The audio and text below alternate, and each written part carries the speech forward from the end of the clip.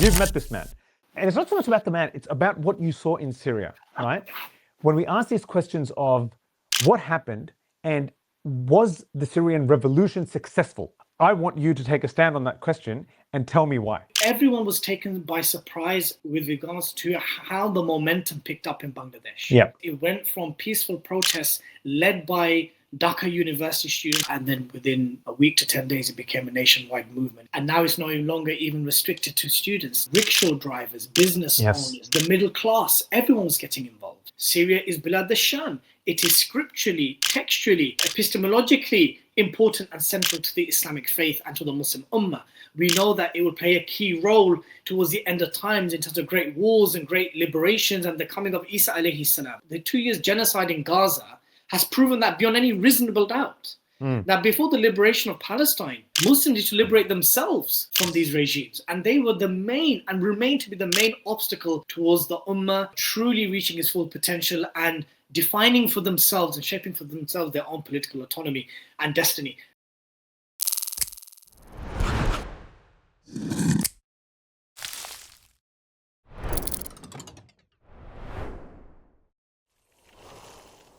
Assalamu alaikum wa rahmatullahi wa barakatuh.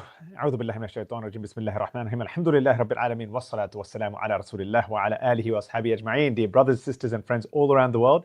And I'm with someone who his script for this stuff at the start of his ones is stuck in my head forever. So I'm trying not to imitate him and repeat his words. He knows exactly what I'm talking about. It is none other than my beautiful friend and brother of many, many years, Brother Dilly. He needs very little introduction to most of you, but just a quick one to do justice to who he is. MashaAllah, Brother Dilly is the deputy editor of 5 Pillars, the amazing British news website and channel that has done wonderful work for Muslims, not just in Britain, but all around the world.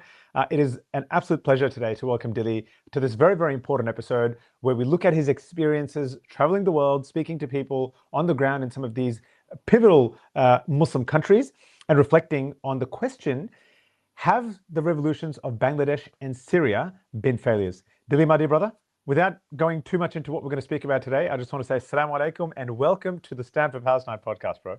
Wa alaikum assalam wa rahmatullahi wa barakatuh. My dear brother Faraz, an absolute honor to be on, and I pray to Allah Azza wa Jal that the viewers and listeners who tune into this podcast help push this very new project to great lengths, inshallah, as it rightly deserves. But I'm honored to be on, bro. Inshallah. Jazakallah khair. Brother Dilly and I do go back sometime, even to our days of online and digital activism. While we've been separated by 7 seas, we haven't been separated in spirit, alhamdulillah. Yeah. And, you know, as people know, Stand for Palestine is something that's, while rooted in the activism for Palestine, it is bigger than Palestine, because we feel that Palestine is the apex issue for the Ummah.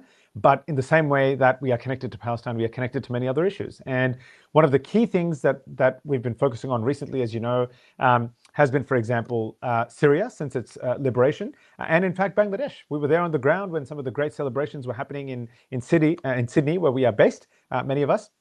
And our dear brother Dilly ended up being in Dhaka, Bangladesh, not long after. So one of the key things that makes Dilly who he is that he's one of the very few independent Muslim journalists who can have his own voice, is not tied to a mainstream or large media organization or a state-run media organization. And that's what makes him a very, very important and wonderful voice for the Ummah and as someone that we can learn from. So Dilly, you know, before we get into the podcast proper, I guess want to get you to reflect a little bit on your career as a Muslim journalist and what it's allowed you to see and where it's allowed you to go. Give us a bit of a bit of a rundown on that before we sort of go into the topic for today, inshallah.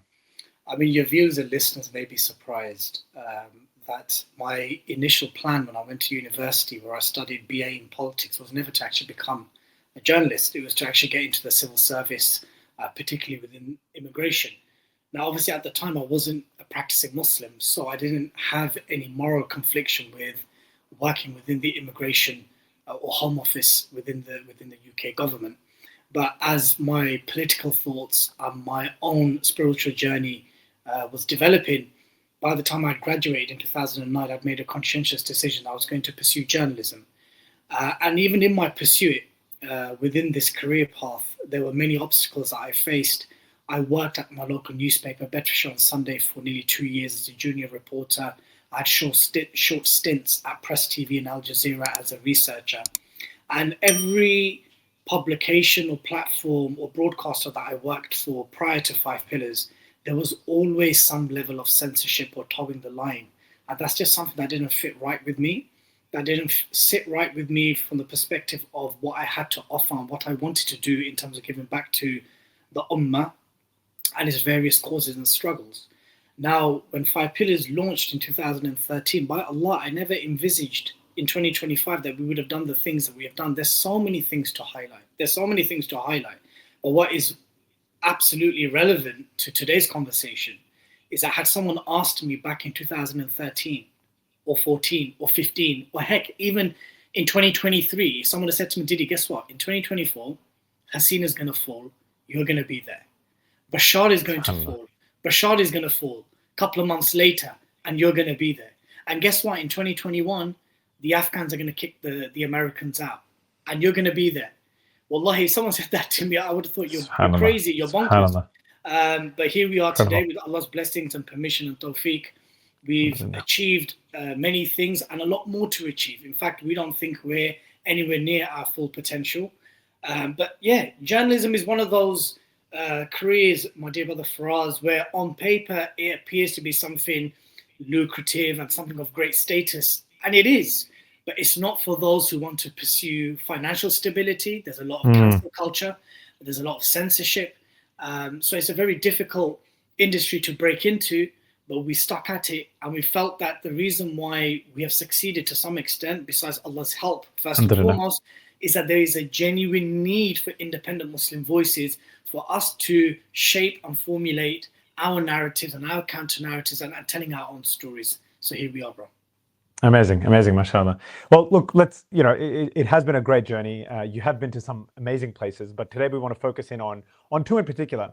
And the reason we want to do that is, as much as you're a journalist and someone who's doing the reporting from the ground on occasion, you're also, alhamdulillah, I think you started, I'm sure this is coming from others and you've sort of embraced it, a pundit. You definitely have become one, mashallah, and a commentator or a part of the commentariat, as we say, on the affairs of the Ummah. And that's very, very important because people who have that political grounding and background and understanding how news is shaped and narratives are shaped, for them to then take that mantle is absolutely crucial. And you've done that. And, there are a few more important events that have happened over the last sort of 4 or 5 years, arguably in the last century of our Ummah's history, than the three that you mentioned. The liberation of Afghanistan, the revolution in Bangladesh, and the liberation of Syria. And the reason why we're talking more so about the latter two is, of course, there's very little doubt with the first one that, it's continued sort of down the course that you would have expected. No one expected Afghanistan to be some modern, thriving democracy, and that's certainly not what anyone is judging them against. But with Bangladesh and Syria, there have been in the popular imagination some, we would say, conceptions of what success would have looked like, or the hopes and aspirations of disparate sets of people, whether that be, whether that be nationalists on the one hand in the case of Bangladesh, whether that be Islamists on the other hand in the case of Syria, or the Ummah more generally, right? In terms of the hopes and aspirations of these two nation states. So really want to dive into those. And, sometimes issues aren't black and white, they're not clear, we get that. But I would love to hear your take. I would actually love to walk away from today, for our audience to walk away and say, this is what Dilly thinks, and this is the framework within which he's thinking of these issues, especially given you've been to the ground, you've met, perhaps one of the most consequential figures in Ahmed Al Shar'a, Abu Muhammad al-Jolani from Syria. You've been on the ground in Bangladesh weeks after what happened. So I'd love for you to help us navigate through this tricky question. So let's start firstly with the circumstances in which you found yourself both in Bangladesh and then later Syria. Like, how did you end up being in these places? Was it basically your work through Five Pillars, or was it something else that took you there? Bismillah ar-Rahman ar-Rahim, alhamdulillah, wa salatu wa salam ala rasulillah. We were already following the developments in Bangladesh, which kicked off around end of June, beginning of July. And what began as peaceful protests against the quota system. Now, the quota system is a state policy whereby certain proportions of marginalized communities would be given civil service jobs. Now, a large portion of those, so it would include people like religious minorities, Hindus, women, the disabled, and so forth, who would get these civil service jobs. And the largest portion of those who would be factored into these civil service jobs would be the descendants of the liberation fighters, those who fought West Pakistan back in 1971. Now, the issue with this policy, the quota system, is that it has been repeatedly used by the Awami League and Sheikh Hasina's regime to basically put her own loyalists and cronies into civil service jobs. Now, viewers and listeners must be thinking, what's so special about a civil service job? Well, in Bangladesh, it sets you for life. It sets you and your family for life. It's a generational income if you land a civil service job, especially if you're a descendant of the liberation fighters who receive a stipend even till now. Now, this policy was repeatedly abused. It was corrupted. It was basically a mechanism in which Hasina would install all her loyalists in key civil service jobs in every institution and government body in the land. And actually, that policy, the quota policy, was actually revoked some years before, prior to 2024. But then it was reinstated in June 2024, and that's what sparked the peaceful protests which began in Dhaka University, which then spread out to other universities in Dhaka, and then within a week to 10 days it became a nationwide movement. It went from calling for the revocation of this quota system that was reinstated to Hasina must step down. Now, we were already following these developments, and obviously Bangladesh is my ancestral motherland. It's a country that I have visited often. My ex-father-in-law was someone who was quite closely aligned to the Awami League regime, not because he was an ideologue, but because he just had business. Because many people are involved, yeah, people are involved. I mean, like, you have religious men, you have mashayikh, ulama, tulab, you have all types of people aligned to these parties for various different reasons. So he even said, look, there was a period in which it was not advisable for me to visit. So I think between 2000 and so I think for about 4 years I did not visit Bangladesh because it was not safe for me to visit. So I was anyway following the developments, and I'll be honest with you, everyone was taken by surprise with regards to how the momentum picked up in Bangladesh. Yeah.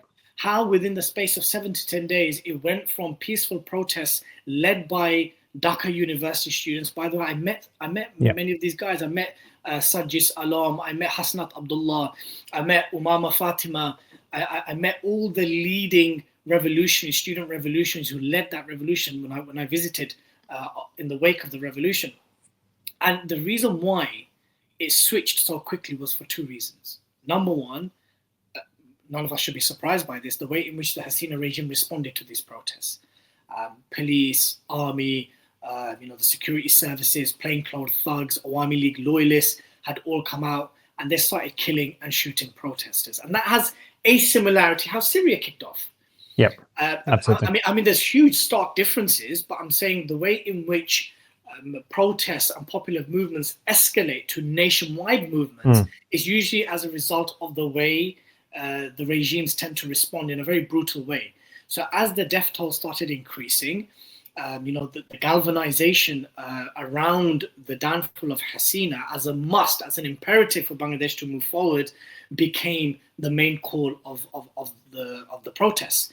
And as I was following things, I was thinking, subhanAllah, this is like, it's gone from Dhaka to now across all major cities.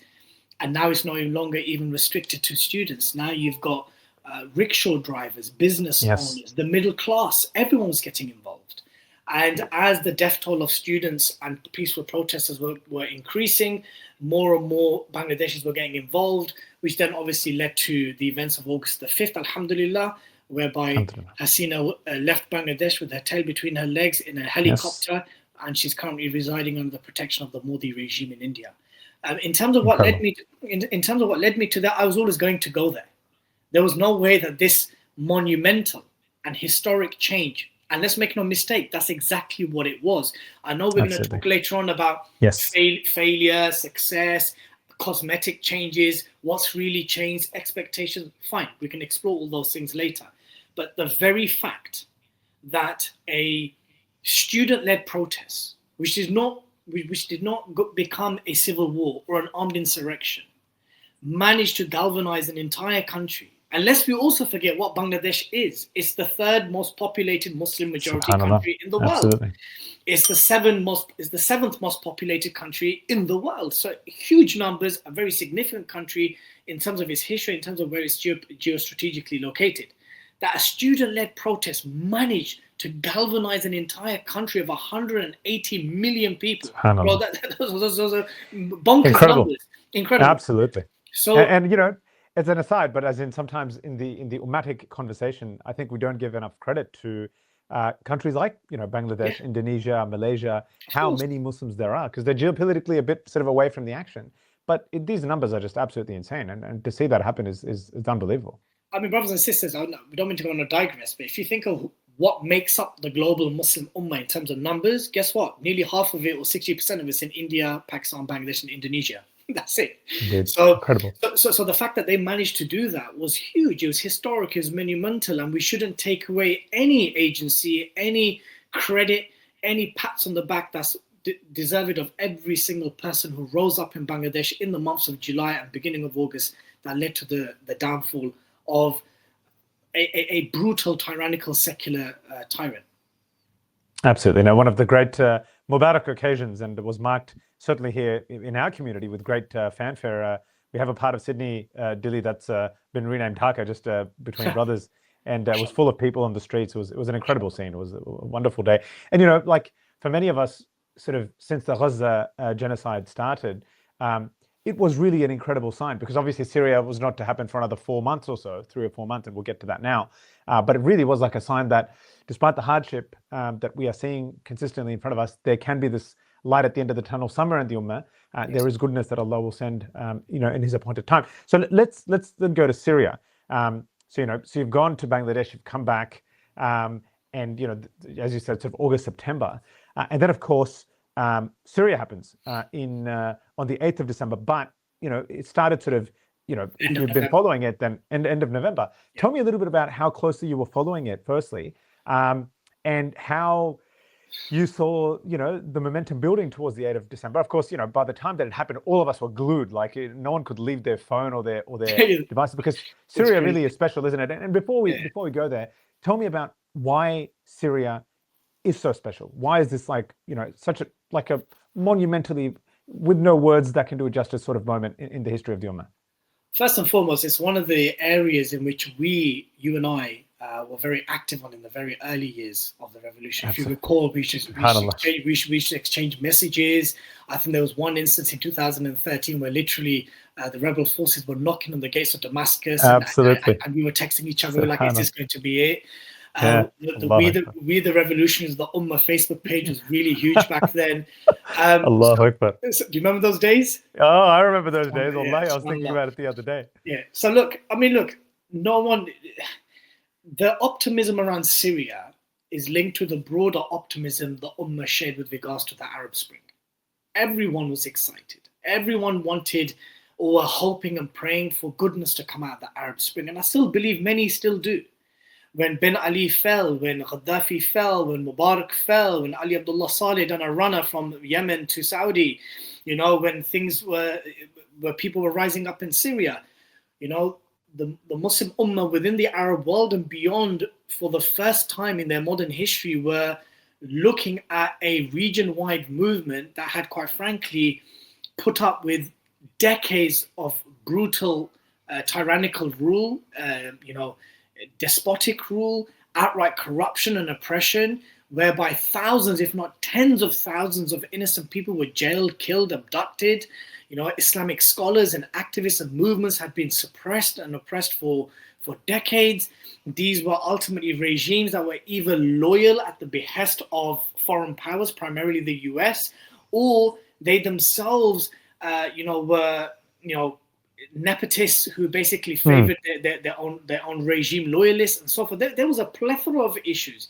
In fact, I would go as far as to say, and we know this, that in fact the obstacle to liberation was not necessarily the West and the Kuffar. It is the regimes that are the first obstacles. And Absolutely.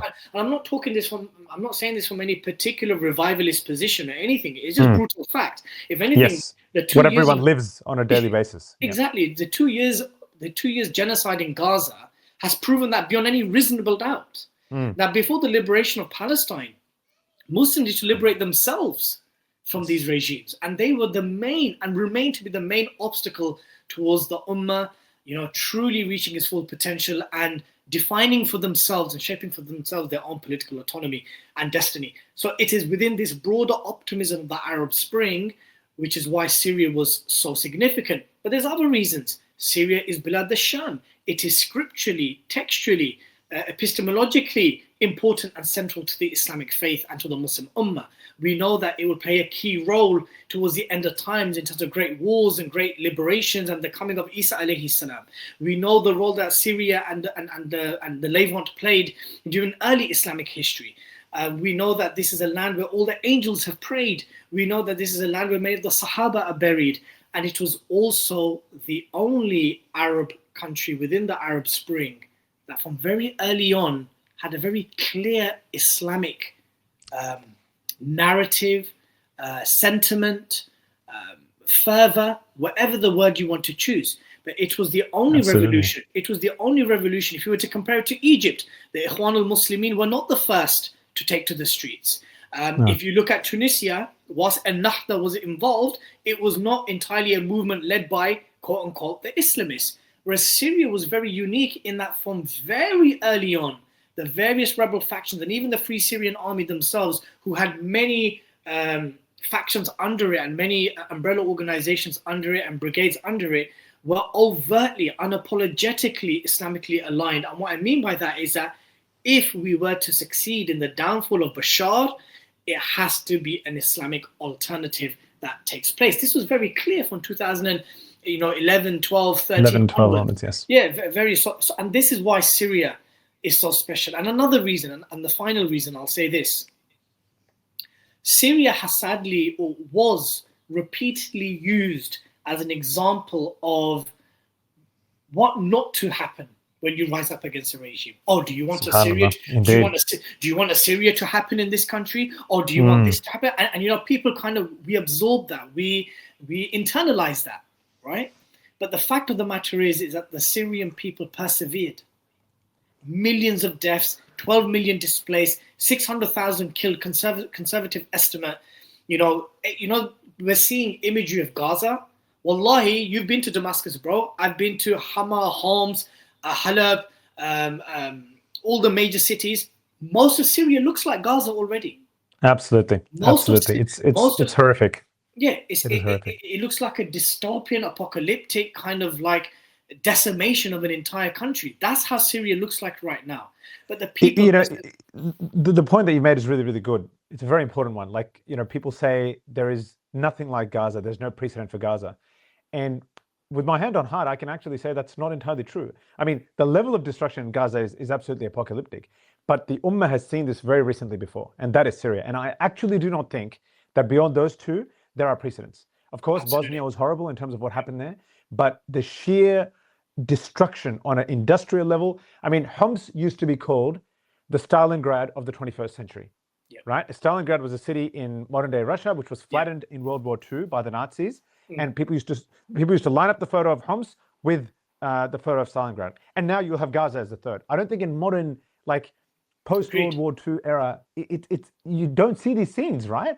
Even Iraq, or Afghanistan, when America invaded both of those countries, it would bomb strategically and tactically. It wasn't like this. It wasn't like this. And this is an important point to make, because later on we're going to discuss what people are expecting from Syria post-revolution. Yeah. What do you expect from a country that's 80% inhabitable in decimations? So these are important contexts that viewers and listeners need to, and Muslims generally need to understand before they have lofty aspirations and hopes for countries that, quite frankly, are decimated. That's not to say we shouldn't have any aspirations and hopes and expectations. Absolutely we should. But to be realistic in our expectations and hopes. And one last point I want to make about why Syria was unique is because of how many external powers, both superpowers and regional players, were involved. We had Turkey, we had the Gulf nations, we had Russia, we had Hezbollah, we had Iran, we had America, we had the EU. Wallahi, there wasn't a single significant player on the global scale, on the regional scale, that didn't have a hand involved in Syria. And that then told us that there must be something about Syria, why so many competing powers are vying for power and influence. And that's because Syria has historically always been a crossroads of civilization. It's always been a geopolitical and geostrategic location whereby empires in the pre-modern time used to, expand from and look at expansion from and look at certain operations from. Syria and the Levant have always historically played that role, from the Roman and Greek period through the ancient Persian period, right through to the pre-modern times of the Crusaders, the Mongols, the various Islamic entities. It has always played that role, and it's no different today. And we see even post-revolution how European leaders were queuing up to meet Ahmed Al Shar'a. Why? We can explore this later. Why was there such a quick co-option or reintegration of Syria into the international community? How come Afghanistan didn't get that treatment? How come other Arab states didn't get that treatment? I know there's many conspiracy theories floating around as to why. Yes. We can explore all of that, but that is why Syria is special. So let's quickly recap it. Syria is special because Islamically it is central. From hadith, from Quran, from eschatology, all of that. It's very important. It's important because from all the various uprisings and revolutions of the Arab Spring, it was the one that stood out, particularly because of its strong Islamic sentiments in terms of its direction. Thirdly, because of how many players were involved in the revolution itself. And when I mean involved, I'm talking about militarily, financially, politically, in all its forms. Look, I would sort of say, Dilly, to wrap it up, and it's a wonderful sort of summary that you gave. I really think what made Syria what is Syria is that I don't think there's any place like it on the planet, right? Literally on this earth, there is no place like Syria. And when you try to put into words the utter humiliation of the Ummah over the last century, since the destruction of the Ottoman Caliphate, Syria is the best example, right, of how bad things have gotten. That a traditionally, ardently Islamic, Sunni center of our Islamic universe gets given to a small minority to rule over that minority, right, by the colonialists, who basically just turn the keys and draw lines on a map. Like, it's actually, there's no better example of the utter humiliation, right?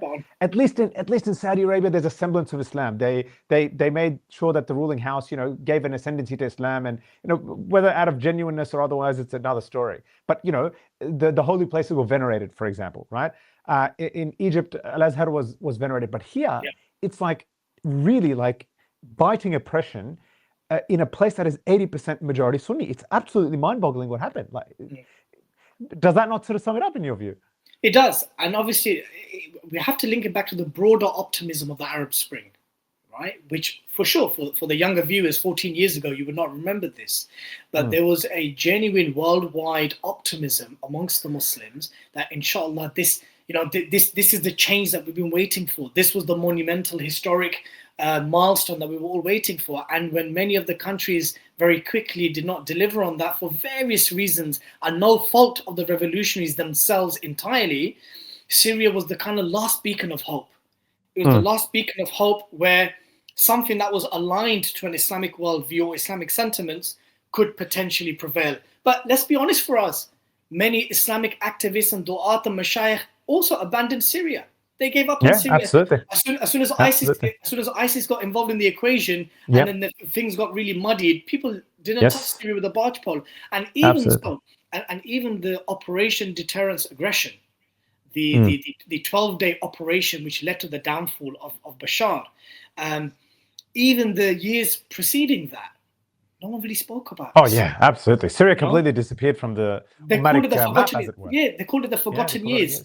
They themselves, they called it the forgotten years. 2020 to 2024 were the forgotten years. Yes. So that's why Syria is special and significant for all those reasons. It is. And Jazakallah khair, hayakallah. It's a wonderful, wonderful summary. And look, what I want to jump straight to, Dilly, is something that has occupied a lot of debate, discussion, conspiracy theorizing in the online space, but the Ummah more generally. And I want to sort of get to a core issue of that. So without sort of trying to pass it too many different ways, I want to get to an issue of agency, right? Sure. Political agency, political independence. And in your view, I think this is really, I think what underlies these conversations that are happening amongst Muslims, right? They don't explicate it, but this is what's going on underneath. So when you hear these charges of, oh, Bangladesh was not a real revolution, it was an American plot against India, right? Which makes very little sense, but we'll get to it, right? Or it was different competing sort of powers, but it wasn't genuine. It wasn't genuine. It was all orchestrated from behind, right? And of course, with Syria, it was that Ahmed Al Shar'a, at the worst, is it literally on the CIA payroll, right? They recruited him from Camp Buka. He's got a muddied history, and they had him in his hands from Iraq, and it's all been a 12-year sort of long journey to get him to this point. Or on the softer side, it's, look, they found an acceptable guy. They trained him. They cleaned up his image. They sent their envoy out. There's those famous stories of him in Idlib meeting with America, right? And they've sort of cleaned him up, and now they've given the green light, and Bashar's come falling down, right? What unifies all of this is the sense that the Ummah has completely very little or no agency, right? And as a result, the strings are being pulled, right? How do you understand this issue more broadly, this issue of agency and independence and how much power there is? Is global politics, in your view, predetermined, right? There is really powerful actors that are calling all the shots, or do you believe things are not that simple and people do have agency and that's just a fact of life that people are going to have to learn to put up with? I'm really keen to get your view on this. Well, I think it's a bit of both. I think it's always historically been both. I mean, if there's anyone out there that thinks that, post-Ottoman Caliphate, that every revolution, every uprising, every political milestone or unrest or stirring within the Muslim majority world or even the global South is somehow completely detached to the influences and the infiltration of external powers, bad faith actors, whether they're superpowers with their respective interests, or security services, quite frankly, you shouldn't even be in the realm of political punditry. We know very well that there's things within our sphere of control, and there's things, quite frankly, out of our sphere of control. And we should never take agency away from people generally who are socioeconomically quite poor compared to their Western counterparts or their diaspora brethren. Secondly, who have lived under oppression for years and decades. For them to even rise up is such a huge thing, because it could result in you being killed and kidnapped and abducted. And historically, if we were to have more of a romanticized reading of history, are you telling me that during the Ottoman period or the Seljuk period or the Abbasid period or the Umayyad period that there wasn't certain plays at hand, or there wasn't certain agendas at play, or there wasn't attempts by neighboring civilizations sending their infiltrators and to subvert the expansion of the Islamic civilization? If I were to tell you stories about some of the deals that the Ottoman sultans made, you wouldn't believe me, or you'd accuse them of being sellouts as well. Yes, exactly right. Many of the latter Seljuk sultans made deals. They were co-opted and they were like vassals for the Mongols. Even Khalif Abdul Hamid, rahimahullah, one of the last greatest khulafa of our history and our civilization, even some of his policies towards whether certain Muslims should rise up against the British Empire in the Far East of Asia, he wasn't for it. So people have to make difficult decisions given the reality that they're in, given the hand that they've been dealt with, given the access or the limited access to things that they need to bring change about their respective societies. So no, I do not believe that everything is entirely ummah-led, or that everything is some strings being pulled in Washington, London, and Moscow. It just simply doesn't work like that. I believe things are happening constantly around the clock at all levels. And that is more of a mature approach to understanding how social and political change take place, especially in developing countries that are ruled by despotic regimes. So no, I categorically reject any attempt at taking agency away from those who bravely stood up to oppression and tyranny, and ultimately fighting one of the most, if not the most, noble types of jihad, and that is speaking truth to a tyrannical ruler. And we can say that from our armchairs in the comforts of our lives in the West, but we don't know the sacrifices that people have to make to take to the streets to these countries. SubhanAllah. But in the same breath, I'm not going to sit here and say that the revolution in Bangladesh was led by Islamic elements. It wasn't. I'm not going to sit here and turn around and say that, oh, by the way, the 13 years or 12 years of the Syrian civil war was entirely, from the rebel side, from the revolutionary side, entirely devoid of interference and subversion and, and infiltration. Of course it was. That's well known.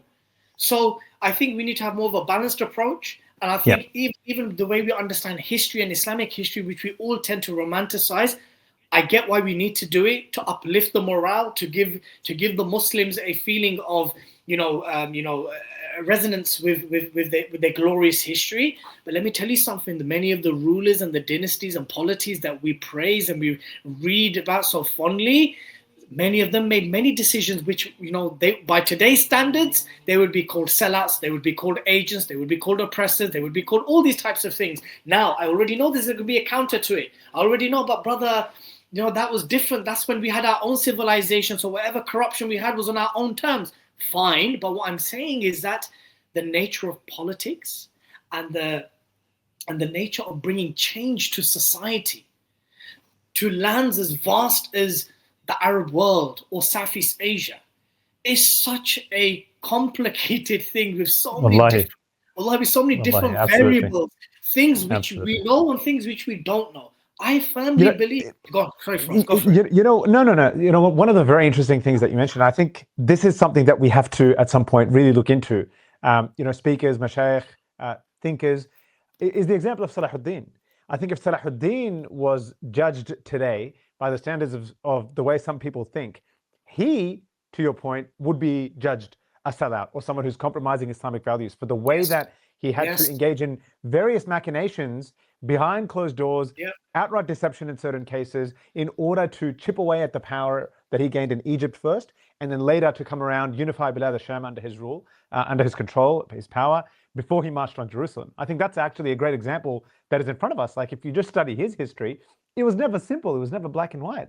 And he would be accused of so many things. Habibi, but by today's standards, if Salahuddin al-Ayyubi, rahimahullah, when he infiltrated and got into the Fatimid state, what would we have called him today? We would have called him a sellout, working with a Rafida, working within the system, or working with the system, or working with with Shia elements. They've been accused of so many things. How about the fact that when he sent letters out to the various princely states and told them that if you don't make the path to Jerusalem clear for us, then we'll have to fight you, and he fought many of them. He fought many Muslims to the path to Jerusalem. But what about Sultan Fatih, rahimahullah, whom many of us believe fulfilled the prophecy of Rasulullah sallallahu alaihi wasallam, that the great ruler with the great army was going to be the great sultan who also introduced royal fratricide. So, yes, absolutely. All I'm saying, brothers and sisters, viewers and listeners, is that we just need to be a bit more realistic in our expectations and reading of not only history but also modern current affairs. So that's a wonderful point, and exactly what I sort of wanted to get to. And I think that then gives us the framework with which to approach what's happened in Syria and Bangladesh. And I just want to deep dive into each, not too deep because they're episodes in themselves, but enough that we really get a flavor for them. So when people say, let's start with Bangladesh. When people say something like, "Oh, Bangladesh is a failed revolution," with this point or this series of points in mind that you've made regarding history and reality and how we deal with them, and that they're complicated, things are never easy, there's a lot of gray areas, how then do you answer that question of Bangladesh was or is a failed revolution, that its promise did not come to pass? How do you answer that? For me, Bangladesh, just on the metric of what we define as success, because that's very important. What is, depending on who you speak to, they need to then define what their expectation and definition of success is. For me, the very fact that Hasina was toppled, she left the country, where she's now under the protection of the Modi regime. The fact that the space to speak more freely has certainly opened up, that can be defined as success. The very fact that Bashar was toppled on December the 8th, just that in and of itself can be defined as success. So we need to first define what is success. What are your metrics of success? How do you define a successful revolution? That will vary depending on who you speak to and where they fall within the political spectrum. But just, what are you going to say, Faraz? Yeah, no. So I mean, there's a related question here, right? Which I also want to sort of get your quick thoughts on is success is one thing, but the other is the nature of change, right? The nature of change in society, in politics, in the reality of what we face. You know, one of the great sort of conversations that has happened historically within sort of practicing Muslims, or, you know, those who want political Islamic change, Islamists as they're crudely sort of all known, is this idea of the immediacy of change or radical change versus gradual change. And of course, books can be written and have been written, and PhDs have been written on this. What's your perspective? Like, what I'm sort of hearing from you is that it's okay to define something more incremental as success. That success does not just look like the final project that we all have in mind, which is the ascendancy of Islam and its sort of, you know, perspective on life as the way that societies rule. We all want that. We all ideally want to get there. But I think you're sort of suggesting, if I'm not mistaken, I don't want to put words in your mouth, so you tell us yourself, is can that happen incrementally? Is it okay for us to accept small wins along the way and sort of see that it's a path to something greater? How do you sort of answer that question? That's spot on. You not only have you put words on my mouth, you've articulated what I would have said, and that is that not only do we have to take incremental wins towards a greater project and a greater aspiration, we have to take incremental losses, and that means sometimes accepting based on what the various risks are, harms and benefits to you. Because remember, we're talking about entire populations of people, my dear brothers and sisters. Think of yourself as a parent. And think of the sacrifices and the compromises you would make to ensure that your family wouldn't starve to death. Now apply that to governing a country. And that's assuming that the leader who's governing, or the government that's governing the country, are well-intended and they care for their people in that way. So you have to understand that certain compromises have to be made, certain sacrifices have to be made, certain unideal situations have to be accepted in the short term for the wider objective. Because if we were to adopt the thinking of, let's say, more radical revivalists, and many of these ideas and thinking, we both shared these ideas and we leaned towards that similar kind of sentiment. And I would still say, who doesn't? We absolutely do. Absolutely do. Who doesn't want Absolutely immediate, quick Islamic change in all the Muslim world? Everyone wants it. But we really have to be realistic about it, my dear brothers and sisters. And this is coming from someone who's visited these countries, who spent time with some of their policy makers and had at least a cursory look into what these various machinations of running a state post-revolution looks like. And I'm telling you, it's not an easy task. And all of the expectations that we have about sending armies of mujahideen from Halab to Damascus to march into Palestine, it has a real life consequence. You know, it has a real life consequence. There's a real life consequence for Bangladeshis to cut off the 7 sisters and the chicken neck on the north of the country, and to cut off Tripura and the 7 Bengali states from India. These have real life repercussions. It could lead to invasion and war. Now, not to say that, look, I think Muslims in the breadth of the Arab Muslim world, we are battle hardened. We're not new to war, oppression, occupation. But since you've carried out a revolution and you've achieved something like the toppling of a regime, or the toppling of the head of a regime, this is something that needs to be acknowledged and applauded, and something that has to be recognized. But in the same breath, there needs to be a realism that, listen, we've seen heads of regimes topple. We saw Mubarak fall. Look at Egypt today. We saw Ben Ali fall. Look at Tunisia today. We saw Gaddafi fall. Look at Libya today. And there are those who are waiting, and Egypt are already saying Bashar fell. Look at Syria today. You've got Israelis making further incursions. Just today, Israel entered Beit Jinn in the southern Damascus countryside. Bangladesh is still pulling towards some type of normalcy towards India after everything that he has done and has proven to be done. So we don't want to repeat mistakes. We don't want to be bitten by the same hole twice, as per the hadith. So there needs to be that healthy balance of accepting that, look, running states have so many internal and external challenges. Internally, you've got those who are still loyal to the regimes which were toppled. Internally, you have infiltrators from neighboring regimes and neighboring countries and bad faith actors. You, of course, will have the likes of the CIA and others, based in all these countries. That goes without a say. And then you're dealing with the external threat, that if there is no security and stability, there won't be any foreign investments. Forget about foreign investments, your neighboring countries may not even feel safe trading with you. That would have a direct impact on how much electricity you may get or how much food supplies come to your country. There are so many of these things that you have to manage and deal with. And in the case of Bangladesh, students had to manage all this very quickly. In the case of Syria, rebel fighters who had never experienced running a state. A country that large, have to rule a country. So these are all very real life, experiences that people have when they take over states in the wake of a revolution. It's not easy. All I'm saying to viewers and listeners and brothers and sisters is, wallahi, we just need to be a bit more realistic and balanced in our expectations. We all want great, lofty, big, radical, quick changes. And the reason why we want this is because we've been battered and bruised for the best part of 80 years. It's understandable. I get it. I share that sentiment. Faraz shares that sentiment. I've not met a single Muslim who doesn't want to see Islamic change quick and they want it radically done. But, this is a big but, there are so many factors to take into account. Wallahi, there are so many factors.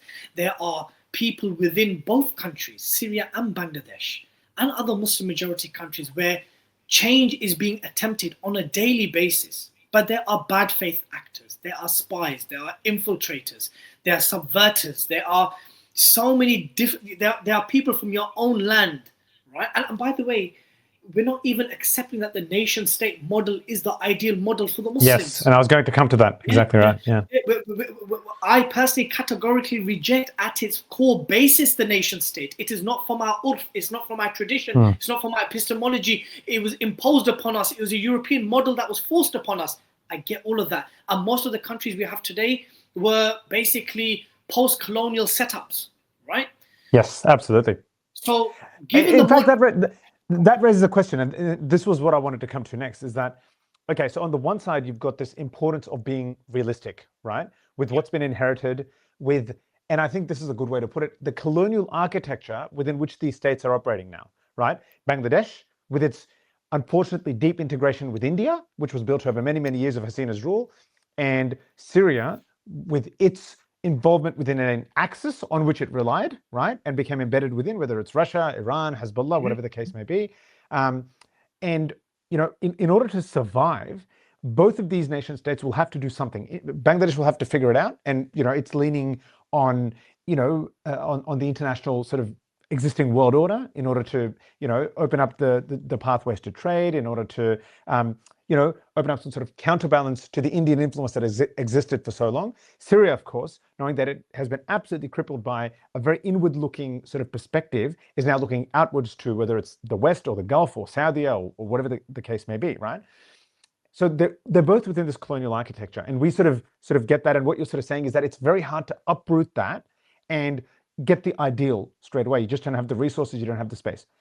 But on the other side, talk a little bit about the importance of still keeping that ideal vision in mind and what the responsibility may be of those who see it, who want it, and how they can go about in these sorts of scenarios, still advocating without, I guess, perhaps burning down what's been achieved, right? So if their perspective on change is that change is a lot more radical, a lot more quick, how ought they might approach this sort of situation in a way as to still be productive and not undercut the gains that have been made? What's your thoughts on that? That's a fantastic question. Jazakallah khair for that. Look, if we're looking at civilizational changes, and that ultimately means, deconstructing or even destroying the colonial architecture that's been imposed upon our people and our ummah for the best part of 200 years, 300 years, rest assured it's not going to happen overnight. It never has happened overnight. I'm interested to hear an example from Islamic history or from the Seerah where things happened overnight. I know there's a particular interpretation that, Nusra was given very quick, and, the Ansar gave bay'ah, and before you know it, Medina turned into an Islamic state. Yeah, well, there was 13 years of preparation for that. There's a lot of, what do you call it when you, there was a lot of attempts made by the Prophet ﷺ to ensure that whatever it was he was trying to achieve was done with the correct conditions fulfilled. many of the Sahaba at the time saw Hudaybiyah as a defeat and as weakness. SubhanAllah. But literally, that was the stepping stone to Islam's victory within the peninsula.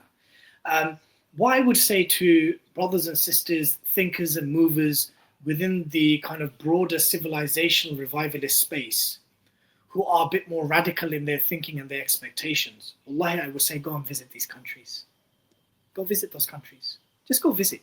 Go visit Syria. Go visit Afghanistan. Go visit Bangladesh. And understand what the people's challenges and needs are. People, I'll be honest with you, I don't want to burst the bubble, brothers and sisters, but if you're being fed and you're being clothed and you're being sheltered and there's decent employment, access to employment opportunities and career paths and access to public services and healthcare and education, they don't care if it's a secularist giving it or an Islamist giving it. I'm just going to be brutally honest with you. That is why we see a lot of compliance and conformity within the Gulf states, because the people that are happy and pleased, bar maybe Saudi Arabia might be an exception, but the Gulf countries, why should the people rise up? If purely thinking from a dunyai point of view, we're well looked after, we've got great public services, we're living a good, comfortable life. We'd be crazy to rise up against the monarchs. So go visit Bangladesh, go visit Afghanistan, go visit Syria. You can visit every single one of these countries and speak to the people and understand their challenges. And then that will give you a reality check on how or what the expectations should be. Never ever abandon the kind of great civilizational objective that we all should be working towards. And the wider project, never ever abandon or forget that. All I ask is to be a bit more realistic. And the way you can be realistic is by connecting with the people who you want change for. If you think Bangladesh was a failed revolution, go and speak to the Bangladeshis and see what they are saying and see how they define their success. Engage in those conversations. Same with the Syrians, same with the Afghans. My dear brothers and sisters, change and the type of change that we're seeking from a more kind of, I'm using this term very, very carefully, because I know it has certain connotations with kind of postmodernist literature and discourse. If we're talking about global structural changes, or those types of changes, tell me how.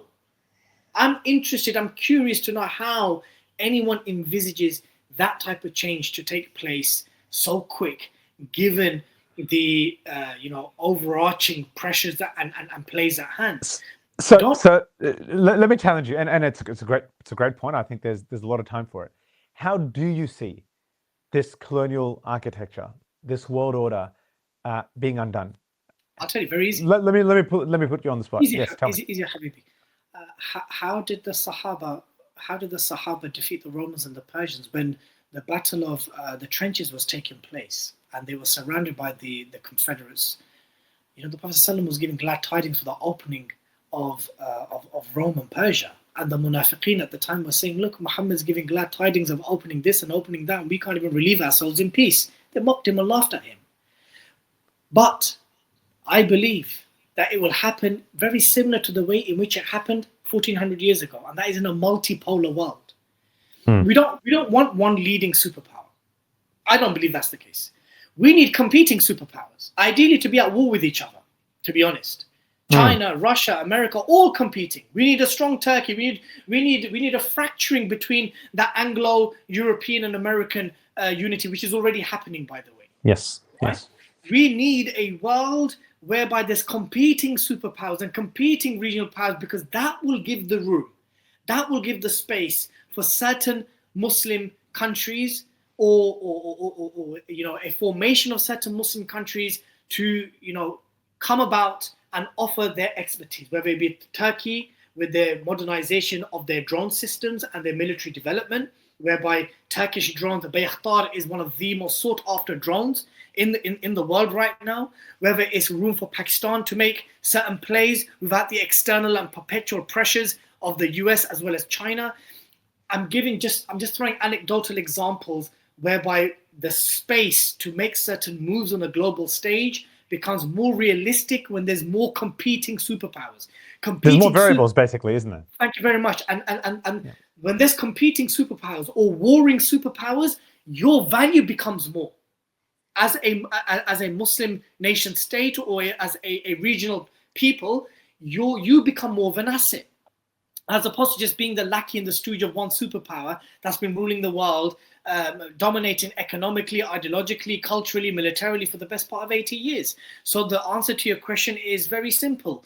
Islam will prevail and revive, and inshallah ta'ala will reach its civilizational potential as promised by Allah subhanahu wa ta'ala in the Quran, and by the Prophet ﷺ in many a hadith, when the kind of global variables are similar to that 1400 years ago, where there are two established superpowers, the Roman Empire and the Persian Empire, who have been at war for many years, competing with one another, fighting one another. We need that again. SubhanAllah. Look, it's a fascinating point, right? It's a sort of like death by a thousand cuts in many ways, isn't it? There's we need multiple things going on. We need a multipolar world, bro. We need competing superpowers. We can't deal with a strong America and that bullies Russia and China. We need everyone to be bullying each other and making their own place. And from that, inshallah, I believe the Muslims will rise up, and I believe certain opportunities will present itself. Whereby we will be valued more, and I think that's how change will probably come. So it's a fascinating point, because arguably, and I think anyone with a decent mind will tell you, we are in that world now. We are heading towards that world very rapidly. This is not the world of the Iraqi invasion or the post-September 11 sort of invasion of Afghanistan. And it's a very different world. You've got a very ascendant China, which economically is placed to outstrip America in terms of GDP by the middle of the century. You've got a rising Russia, which has recovered from the fall, arguably recovered from the fall of the Soviet Union, and now is in position to defy Russian sanctions, which are very, very strong, because it's got a very sort of strong indigenous series of industries. You've got the BRICS nations, which of course are working together and trying to create some sort of counterweight to America. And in the midst of all this, you've got political developments happening in the Muslim world, right? And of course, as a result of what's happened with Gaza, that seemed to indicate that all is not as it once seemed in terms of the unity of the playing field. Like, let's just take an example that as a result of it being exposed to the world, that Israel really is the outpost of Western colonialism or the Western sort of world order. Now, localized regional pushback against Israel, whether it's genuine fully or not, and there's a lot of debate about that. Let's take Turkey as an example. At least it gives something for Muslims to play with, right? What are your thoughts on that? That it's this sort of idea that as a result of the decrease of the sort of hard pressure that countries like America are able to exert, like they once did, whether it's on Turkey, and allow a space for sort of some sort of, even if it's a bastardized version of political Islam to sort of start flourishing, that becomes a space where Islamists and people who are wanting political Islam can grow their influence and push these nation states even towards the ultimate objective. Turkey being a great example that we can speak about, for example. Turkey is a great example. Qatar is a great example. Malaysia is a great example. These are great examples of Muslim majority secular nation states. Let's not make any mistake about what they actually are in reality. But the very fact that certain conferences, certain conversations, certain dialogues can take place in these countries towards a prosperous and Islamic future is telling that things are changing. 20, 30 years ago, you can't have these conferences and these events in Turkey, especially. Qatar now, recently, and again, let me just reiterate, this is not an endorsement in any shape or form of the ruling family there. What I'm saying is that the times have changed, environments have changed, variables have changed, the global scene has changed. And I guess, and sorry to cut you off, it's almost like things are just not that simple, right? Like taking they're it back not, to the bro. point that you were making, They're right, and I think you and I and others who came from a particular leaning when you in our younger years or some years ago, and we still share those sentiments. We share those aspirations. That's not changed, but just understanding that things are not that simple. Let me give you an example for us. I asked Zabiullah Mujahid, the third most powerful man in Afghanistan, the only person who can speak on behalf of Hibbatullah Akhundzada, the Emir of the Islamic Emirate of Afghanistan. I said to him, do you guys believe in the Caliphate project? Do you believe in it? Like, is that where... He goes, of course we believe in it. Because you can't be a Muslim if you don't believe in it. He goes, but what do you want us to do? Do you want us to invade our brothers? Do you want us to annex Uzbekistan and annex Tajikistan? Is that the expectation from us? That You want us to go and basically just invade another neighboring Muslim majority country. And then he explained very briefly that even a massive if with asterisks and bold, even if this was such a thing that for us to consider, there are so many variables internally and externally that would basically make this decision and move counterproductive to the wider global project. And I found that quite fascinating because Abdul Kahar Balki, the spokesman for the Foreign Ministry of Afghanistan, said a very similar thing. He said, we are honored that people expect from us to deliver this project. And we share those aspirations and sentiments. But any project of this nature, which is civilization at its core, for it to succeed means that those who are given that responsibility need to ensure and exhaust that silly mistakes that will have detrimental impact in terms of war, starvation, death. All those things are factored in. And I think those things are just not that simple. Everyone wants quick change. Everyone wants sudden and radical change. And that is reflective of an ummah that's been battered and beaten for 80 years. So naturally, we want this type of change. Also, many of us have been given, and this is also okay. This is also okay. We've been not fed, but we've been taught, perhaps growing up in the war on terror years, certain, revivalist ideas whereby things can be done very quickly. Even military coups that were very common in the 60s and 70s and early 80s during the Cold War period, that's not that era anymore. That's right. Yeah, the things have structurally changed. Things have changed. You know, the way, and one example was the 2016 attempted military coup against Erdogan, right? If that was the Arab world 50, 60 years ago, he would have fallen within a day. And you'd have woken up to a new government or a new regime the very next day. Things have changed. What did he do? He jumped on the masjid, he went into some kind of cellar or underground place, made a video, posted that video out, got the masajid to make adhan. Things have changed. Things are and it galvanized the people. Galvanized the people. So things have changed. The way in which perhaps we were taught that certain opportunities were quite rife and present during the 60s and 70s and early 80s during the Cold War period. Quite frankly, those things have changed now. And I mean, it would be remiss not to expect that the kuffar and the people who run the world not learn from those, right? And realize that it's leaving a lot to chance to allow such an institution as the Muslim militaries, for example, to be so amenable to that sort of change, that it takes, a little bit of convincing or influencing of some sort of core of officers for that change to sort of happen. But of course, these militaries have now become so entrenched and so secularized and so ossified that it literally is a case of the only success we have seen from them is in the case where a certain portion of them broke away into a massive civil war in a country which was already broken down on religious lines. That's the only place that we have seen it work. And so, I think the point here being is that change is complex, it will take time, and we have to be willing to take some incremental wins without losing sight of the bigger picture. And I think that's what unifies all of the entire spectrum of Muslim political thought. I want to end today's podcast, and I'm conscious of your time. I want to end today's podcast by actually going back to where we were and honing in a little bit both on Bangladesh and Syria, right? Specifically. Let's do it in reverse. Let's do it with Syria first. You are one of the rare few people in the world who has had access to and has met. Let me say that again. One of the rare few people in the world who has had access to and met Ahmed Al Shar'a, Abu Muhammad al-Jolani, right? A lot has been said about this man from literally, he's the next Salahuddin.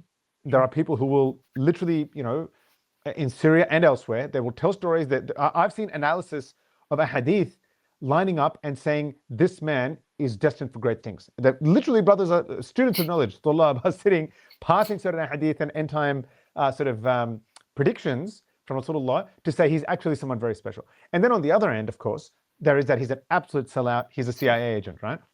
You've met this man. And it's not so much about the man, it's about what you saw in Syria, right? When we ask these questions of what happened and was the Syrian revolution successful, I want you to take a stand on that question and tell me why. Yes, the Syrian revolution was successful for three reasons. Number one, the toppling of the Assad regime, which brought nothing but death, destruction, oppression, corruption, amongst the Syrian people. Number two, the Syrian people themselves are happy. So one of the metrics of defining what is success is assessing how do the people feel about what's happened. And the overwhelming majority of Syrians are happy with the downfall of Bashar. Number three, even if we were to look at it from a worldly point of view, in terms of economy, in terms of investments, in terms of rebuilding the country and modernizing the country, that is going to happen now.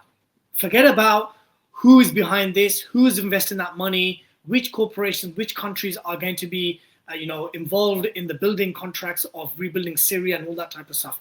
Just on those three bases, people rose up peacefully against a brutal regime that had a hatred and dislike for Islam in a more holistic form. That regime is no more. That regime was responsible for the deaths of hundreds and thousands of Muslims and non-Muslims. Sednaya prison, Tadamul massacre, Ghouta, the list is endless. Why would the toppling of such a regime be a bad thing? Number two, the Syrians themselves, the people themselves, who are now returning in their tens and hundreds of thousands from Turkey and elsewhere to come back to their homes, which is in rubble. That tells you itself. Why would people leave, sadly, Syrians who have now been a kind of refugee community in Turkey, Lebanon, Jordan, and elsewhere, why would they return home when they know their homes are going to be decimated and in rubble? Is because they want to live and be happy and free, even if their properties and their homes are in rubble. And rebuild their country. There's a great enthusiasm for that, isn't there? And number three, as I said, the opportunities that now lie ahead for a new, stronger Syria. Now, I know what people are really going to say. Oh, yeah, his Zionist money and his Gulf oil money, it's got American hand and EU money. Yeah, okay, fine. What country do you envisage liberating Palestine? One that's 80%, 90% in rubble, has 2 hours electricity in the capital city? What liberation do you think any Syrian is going to be doing in the current state? So based on those three principles, the Syrian revolution was a success, and it was a success by every metric that we measured all the other countries, Egypt, Tunisia, Libya. Let's look at let's look at those other countries. Absolutely. Dr. Muhammad al-Mursi, Allah yarhamu, Allah have mercy on him. I mean, we can now look at him and think maybe he should have killed all those Egyptian generals. He trusted them. Absolutely. He should have wiped them all out, but he trusted them because he didn't want to be. Some criticized him for trying to introduce too much Islam too quickly, while others were saying, no, you didn't do it enough too quickly. You can't trust those generals. We can now look at Libya and say that could Gaddafi have been removed without a NATO intervention or no-fly zone? We can now look at Tunisia and look at Ghannouchi, who I believe is in house arrest or is in prison, and say that was power sharing the right thing? Was your trust in the secular democratic system the right thing to do? In that case, I think Syria is a success story. And Absolutely. Unless we forget, people are going to be like, oh, but look at it's in rubble and it's destroyed and it looks like Gaza. Yeah, who did that? Who did that? The regime which was toppled did that. Yeah. Russia did that. Iran did that. Hezbollah did that. The rebels didn't have air power. They didn't have. And you know what makes that analysis that you've just performed, what makes it so compelling is that it is a root and branch removal of a regime in the Muslim world for the first time in 100 years. 100%. This is no cosmetic changeover. It is gone from its roots. It's absolutely mind-boggling what's been achieved here. I like the term cosmetic because we've used that term before, cosmetic change. Syria was not a cosmetic change. It was an uprooting of a regime. Now, it can be argued whether the new cosmetic is a different type of something that may not be of goodness or benefit to the Syrian people. But in terms of the regime itself, that's no longer there. Yeah, so based on those three reasons, I believe Syria was a successful revolution and one which the Ummah should be widely proud of and optimistic about. And we should try everything that we can to help rebuild Syria and take it to its rightful position as a leading region and a leading land in the Ummah's future and political destiny. And because some people are so adamant that if Syria is not straight away liberating Palestine, then it's not part of the resistance against Israel or whatever. But I actually want to dive into that particular question. As you know, I went to Syria not long after you, alhamdulillah, and I saw and heard certain things. And I want to discuss that with you a little bit, just very, very quickly as we end this discussion on Syria. Wallahi, I have not seen a people, I cannot envisage any people on the face of this earth, not Egypt, definitely not the Gulf states, who resonate as much and for whom the situation of the people in Palestine is as much their own as these people. Honestly, the way that they speak about Gaza and Palestine is like they speak about themselves. And the vast majority of the people that I met, the vast majority of the mujahideen that I met who have liberated this place, they say that I was not here, I did not come here to only liberate Damascus. I came here because this land sits next to somewhere else. Yeah. Tell me a little bit about your experience speaking to people in Syria about this sort of issue and how you feel that in the long run, maybe not straight away, maybe in the way that Salahuddin did, maybe it takes decades, maybe it takes rebuilding, the way that he energized and rearmed and re-equipped, right? In his case, it was in Misr, in Egypt. But that will take that before that's possible. How do you sort of deal with that particular issue? The reason why the people of Syria feel like this towards Palestine is because ultimately they're the one people, the Ahl al-Sham. Many of them are relatives and cousins of the people of Palestine. So that should come as no surprise. Number two, you're absolutely correct. Many of the Syrian rebel groups that would align themselves Islamically were transnationalists, meaning they had a greater objective, they had a greater project which they came to Syria for. And that's one of the other challenges that Ahmed Al Shar'a has. He has within his ranks those who delivered the victory to him in terms of actual military operations are men who do not believe in just liberation of Syria. I didn't meet a single Syrian or non-Syrian from the various fractions that did not say to me that we want to march there. We want to march there.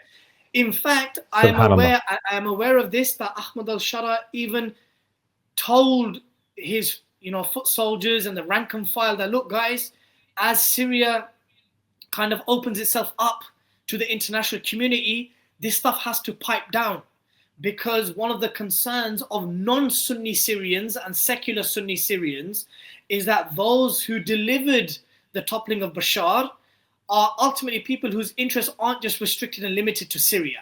And I know that analysts are already saying this, that how is Ahmed Al Shar'a going to deal with the transnational jihadists within his ranks, meaning rank and file, meaning he himself was that. That's right, absolutely. He himself was that, and some would say he is still that. But to the international community, you can't, because that's exactly what they don't want. They can going back to our point, these are the people who want to tear down the colonial architecture in the Muslim world, right? That's what these people are. We're talking about people who literally do not believe that these lines on a map should exist. Rejecting. They are the ones who have toppled this regime. Yes. And people in wanting that radical change or wanting that sudden change sometimes forget these people are not in their tens of thousands. They're not going to change their stripes overnight. They can say whatever they want for the world, right? They're not going to change their stripes. And subhanAllah, for me, it's not about Jolani. It's not about Ahmed Al Shar'a. I think people reducing it down to a singular figure miss the broader point that he has with him 40,000 men who fought with him for 13, 14 years to liberate this. And I was reading just a tweet from a good brother who you know as well. He sent this to me. There's some analysis going on Twitter, and obviously, as you know, some people have this theory that Jolani is a puppet, a US puppet, and they talk about how everything that he did was part of this operation called Timber Sycamore. And then there's a very, very elaborate analysis, wonderful analysis actually, that particular organization, Jabhat al-Nusra, and later HTS, they actually fought American-backed brigades time after time after time. Of course they did. Right? Of course they did. Comment on that a little bit. And also Operations Timber Sycamore was more to do with not the Islamist factions amongst the Syrian rebels. It was the more secular factions. Absolutely. Operation Timber Sycamore is to do with those Syrian rebel factions that America could have potentially brought within their folds, that could have assumed power if they went all in with Bashar falling. It was nothing to do with the likes of Ahrar al-Sham or Jabhat al-Nusra or Hayat al-Tahrir al-Sham or Jabhat al-Fatah al-Sham before they were HTS. Yes, it had nothing to do with those groups. These are the sorts of these are the sort of talking points that, they're issued by a couple of these sort of loudmouth leftist influences, as we know. And they just become talking points among even some Muslims, even some Muslims do it as well. Absolutely. Even some Muslims, even some who I have previously or currently affiliate with, or have good relations with, they've bought into this narrative. But look, I would even go as far as to say this. Let's concede to the point that Ahmed Al Shar'a is an agent. Let's concede to that point. Let's accept that point. Is that it? You're going to pin the whole of Syria's future. That's right, on one man. On one man. Come on. Now, wallahi, like really, how can you be a revivalist? How can you be a civilizational thought leader? And how can you be someone who's well read in Islamic history and then pin the entire history of Bilad al-Sham on one man? Absolutely, it's mind-boggling. I can't take any analysis seriously that takes away so much agency from the ummah, but puts their entire agency to one man. I'm sorry, I can't accept that. And also, there's another thing. We know from history, and we know from very modern history, that certain plays are made and certain moves are made without the knowledge of greater powers. And Turkey's done this numerous times under Erdogan's leadership. He's done this many times when he's made excursions and taken and created a buffer zone between Turkey and Syria by taking the kind of the Kurdish dominated areas. He doesn't seek the permission of the US when he does that. He makes those certain moves, right? It's just sad that he makes those certain moves based on national interests, right? But there's been many cases in modern Muslim nation-state history where certain leaders, military leaders, political leaders have made certain moves without the knowledge or permission or blessing of external players. And again, that just proves that the machinations of state building, especially post-revolution or post-civil war, is a tumultuous task, is a huge task with never-ending variables and challenges and factors that have to be considered, things which are within the sphere of control of those who delivered the revolution and those beyond the spheres of control of those who delivered the revolution. But I stand by my position. I believe that Syria was a successful revolution. And I will also say this, and I've said this, I think this might be the first platform I've said this on. I believe that there will be a war by December 2027. That war will take place in Syria, and it will be between Israel and it will directly involve Turkey. This is my hunch. This is my feeling. This is something that I am predicting. And it's already there. The signs are already there. Israeli officials are already talking about a greater Israel that will involve some parts of Turkey. They're already... and also the animosity between Turkey and Israel is at unprecedented levels. And if you monitor, it's incredible. Like after the attacks on Iran, after the phony war with Iran, right, the 12-day thing, attention almost certainly straight away turned to Turkey. The drums of war started to beat. But also what's very interesting, and there is absolutely no way this is all orchestrated from behind by some great power. The level of animosity in Turkey towards Israel is unbelievable. From government officials, from AK party officials, from TRT world, from the government. It is absolutely unbelievable. The level of, and obviously it's good propaganda in our view, but state-led, state-powered strength of language, calling it genocide day after day. This is headed towards a flashpoint at some point. These are going to be contesting nation states. There's absolutely no way, unless Erdogan is toppled in a coup or in an election, which we all know is not going to happen because he knows what to do to cling on to power. What are your thoughts on that? 2027. By 2027 December, I believe that there will be a war. It will be a greater regional war. It will result in the direct conflict between Israel and Turkey. I believe that this kind of this huge investment by the Gulf states and Turkey to modernize and rebuild Syria, and this kind of bringing Turkey back into the kind of broader OIC Islamic world, because Turkey to some extent was isolated to some extent because absolutely. I mean, Turkey and Saudi Arabia were at loggerheads in some ways. So I think they're all gearing up to a war. I believe Turkey knows it. I believe Syria knows it. I believe Ahmed Al Shar'a knows it. Of course he knows it. Israel is already in its 100%. Southern borders. They're already taking land within the south of Syria, in Sueda and elsewhere. It's happening. It's all in the making. It is happening. And I guess I want to end with this. In fact, we'll go to Bangladesh and then come back to Syria. So let me go to Bangladesh. Very, very quick comment. What are your thoughts on Bangladesh? I know you recently said in a podcast that some of your initial optimism about Bangladesh has dissipated, which is understandable. Yeah. But if you were to comment on more of the, what keeps you positive? Or where do you think Bangladesh is headed in an honest sort of way? And what about it do you still have optimism about? So the optimism that I initially shared around a year ago, which I shared on our brother Muhammad Jalal's podcast on Thinking Muslim, and also on the short films that I made when I visited, I don't share that level of optimism that I did a year ago. And you have to also understand it's a bit more. Syria is one of those things which is it's a civilization, Islamic, historical, eschatological kind of. Yes. Whereas Bangladesh is my motherland. It's where my parents come from. It's my heritage, and therefore, I think my expectations were a bit greater, considering that it didn't descend into a civil war. That it didn't descend into a armed insurrection. So the space to bring more radical change was more apparent because less external players were invested into this conflict, bar India. Was Bangladesh a successful revolution? Yes. And I will use 2 out of 3 of the same metrics to basically judge that on, similar to Syria. Why did the people rise up? Why did those students from Dhaka University and then all the other universities in Dhaka and then the whole nation within 2-3 weeks, why did they rise up?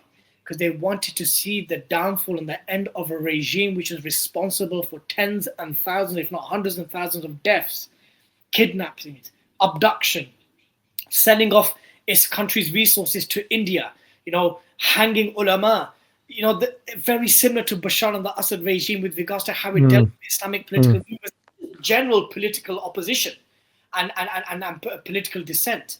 People wanted to see an end of that. People wanted to see a downfall of that. And Hasina was the embodiment of that regime. She was the one who led that regime, and she was toppled. So alhamdulillah, it was a success in that regard. Number 2, how are the people feeling towards the toppling of Hasina? It differs a little bit with Syria because Hasina still has significant support within Bangladesh. It's not as if she was toppled and Awami League and Chatra League, they disappeared. They still exist and they're still causing problems and they're sleeper cells and they're infiltrating different organizations. But generally, those who aren't ideologically or financially or politically invested with Awami League and that ideology, the vast majority of Bangladeshis are happy. They're happy that an Indian stooge has fallen. That someone who was the daughter of the father of the nation, who subjected the country to decades of oppression, abduction. We've not even gone into what the Chatra League did. The Chatra League, brothers and sisters, are no different to the Shabiha. They're no different to the Shabiha in terms of they were involved in kidnappings, rapes, extortion, drugs, money, rapes, you name it. So the downfall of any type of regime that normalized that has to be a positive, and the people are happy. So those were the 2 out of 3 reasons, very similar to Syria. It was a regime that had to fall. It was a tyrant that had to go. The people are generally happy and supportive of that movement. Bangladesh is challenges now with a looming election before Ramadan. Is that will it revert back to being a vassal state for India? That's the biggest concern. Or will it explore a new future, which perhaps involves closer military ties to Pakistan, even to the extent where there is a nuclear agreement pact, or opening itself up to China? We need Bangladesh to have these options available to it. It cannot remain a subservient state to India. Indians, especially the Hindutva Modi regime, sees Bangladesh as an extension of itself.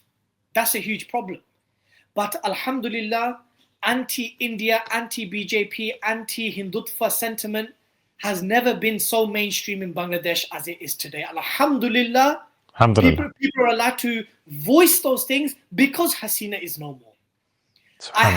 Alhamdulillah, people can now at least refer to Pakistanis as our Muslim brothers, openly and freely. Not saying, and by the way, let no one misconstrue that as being excusing away of the horrific crimes committed by the West Pakistani regime back in 71. No. Yes. What we are saying, that just that conversation, that these are our Muslim brothers, that there is a shared heritage, that there would be no Bangladesh today if there was no East Pakistan. Just having these conversations at universities, at huge conferences, which are now taking place, alhamdulillah. The fact that Bangladeshis are now exploring what a political future looks like without being continuously and perpetually subservient to India, we say alhamdulillah to that. And just based on those three reasons, Bangladesh is also a successful revolution. But we need to define what is success: long-term success, short-term success, mid-term success. What are the realistic expectations? What are your expectations based on? Is it based on a theoretical revivalist book by a scholar that you read in class? Or is it based on visiting the country? Is it based on discussing with policymakers? What are your expectations based on? So I think these are things that we need to manage to have more of a kind of, a more of a realistic understanding and approach. Discussion. No, Jazakallah khair. And look, I want to end on Syria. And the same question there that I've just asked you about Bangladesh. What is there to be positive about or hopeful about? What are your hopes? Where do you think this will go? I think you've said a little bit about that. And, maybe I'll share a little bit of my quick thinking. I'm not sure if you do this, Dilly, off the back of your visit to Syria. I'm a Syrophile, or whatever the right word would be. I'm addicted to what's happening in Syria. I don't think I've ever followed anything as closely as I am what's happening there right now. And I think the reason for that is that, what I said earlier and what we were discussing earlier, which is that it really is an unprecedented change. We have never seen anything like this. In many ways, it actually is very radical, right? Yes, it took time. Yes, the nation state is the nation state. It's secular. It's not Islamic by any means. It's not implementing Sharia and so forth.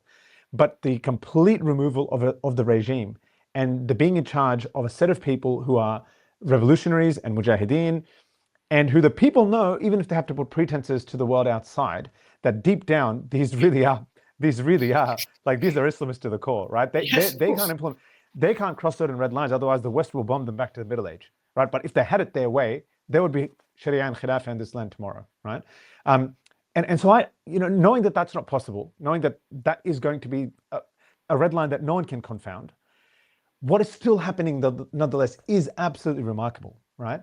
I look every day at what we see coming from the ground, what the kids are being taught in massive masajid and madaris and centers, the videos coming out of martial arts, of MMA from a young age, of hadith, of Quran, of poetry, of tajweed, of fiqh being taught to 7-8-year-olds, and them being proud and them talking about the stories of the Sahaba and the companions. And then when you see of what's happening in the military barracks of the government, where influencers or trainers in the military are putting things out, and all you see these brothers do half the time is chanting slogans about Islam and Islamic history and the future of Bilad al-Sham. And so, and it's actually mind-boggling that this has happened in our life. I actually cannot believe it sometimes, but I think it's a dream, and that one day I'll wake up and it will all just have been a dream, that Bashar is still there. It's that confounding to me. So for me, I think there's not just optimism. Like, for me, this is it. There's something has clicked, and it can only go in one direction for me. Yes, there may be losses.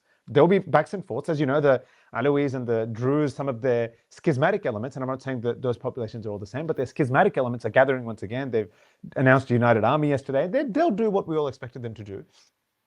But short of some absolute catastrophe, this is not going to go backwards to what it was, right? It's only forwards from here. And for me, that's a great sign of hope. How do you resonate with that? Is that sort of twinkle-eyed and somewhat bleary-eyed an analysis? How do you sort of feel about Syria going forward? No, but I share many of those sentiments. I share many of that optimism and excitement. And why wouldn't we? It was, and the Syrians themselves, many Syrians also share that sentiment. So alhamdulillah, I don't think we're off the mark, and we wouldn't even be wrong to have those aspirations and optimism. As Muslims, we want to dream big, and we want to work towards big projects and big causes and big changes. That's who we are as an ummah, and that's how it always was. So we're not wrong. I think you're pretty accurate in that.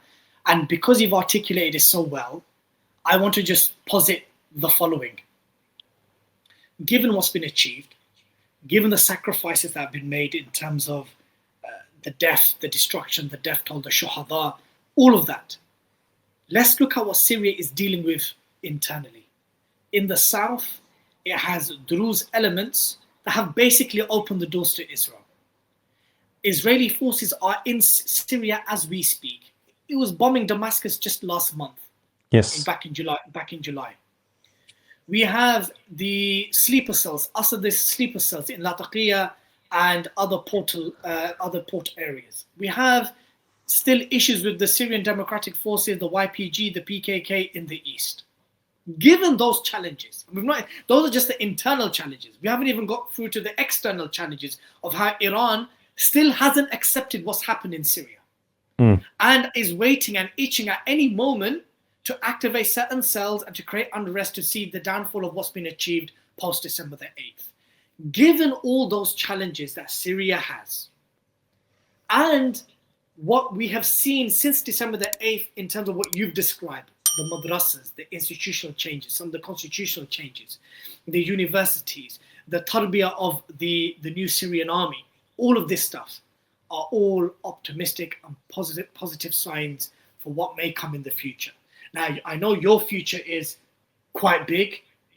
I'm talking about the future in the next 2 years. I'm talking about a war which is inevitable for us. And I said to another brother the other day, we were conversing, we were talking about similar themes and subjects. I'm of the position that the Islamic change or project that we're all hoping and dreaming of, and by the way, which none of us know how it's going to look. Or because quite frankly, I know people might have constitutions and proper written works about how they envisage it. But the truth of the matter is we don't know how the change is going to look. We don't know how long it's going to take. We don't understand. We don't know whose hands it's going to be delivered on. We don't know any of these things. But what we do know is this, is that war is inevitable. And that the Muslim majority countries within that region, Turkey, Egypt, Jordan, they're not expected to take the war to Israel. The war's going to come to them. The war's going to come to Turkey. Turkey's not going to seek that war. And perhaps the type of civilizational change that we're all seeking is going to come as a result of a war which was not waged by the Muslims. But they're going to have to respond to it. And all those things which you beautifully articulated in terms of the things that you've observed and things that we're seeing coming out of Syria in terms of how it's aligning and inclining towards Islam within the very difficult, limited restraints that it has, given the sectarian religious tensions and schisms and diversity within Syria. Given all those challenges, a war is looming, and I think it's going to happen by December 2027. And I think there is a thinking that we need to prepare Syria, where the war is going to take place, and we have very little time to prepare it for that war. Those are my concluding thoughts on Syria. Incredible. Look, I'm very tempted to ask you why December 2027, but I feel this is a very good segue into another podcast, perhaps another time, where we deep dive into some of these issues. By any stretch of the imagination, this is not the end of the conversation, and it's been an absolute pleasure, Dilly.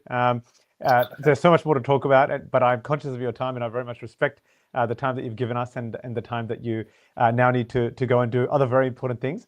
Jazakumullah khair for sharing your thoughts and analysis with us. It's been wonderful to hear of your experiences and your thinking on this. It's, I think, a very rich addition to the conversation happening in some of our overlapping circles. And we look forward to doing it again very, very soon, my dear brother.